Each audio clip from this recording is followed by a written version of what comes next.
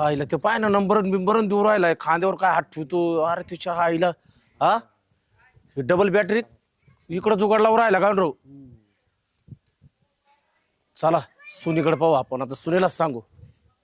काय करा तुमच्या बायकोला समजणार नाही ना अशा नावाने सेव्ह करा. मग गोट्या नावानं सेव्ह करतो. हा गोट्या करा काय करायचं ते करा. बरं हा ऐका ऐका ना आता आपण पिक्चरला जाऊ ना. हो पिक्चरला जायचंच आहे. आता पिक्चरला आपली जायचं पहिली भेट म्हटल्यावर हो.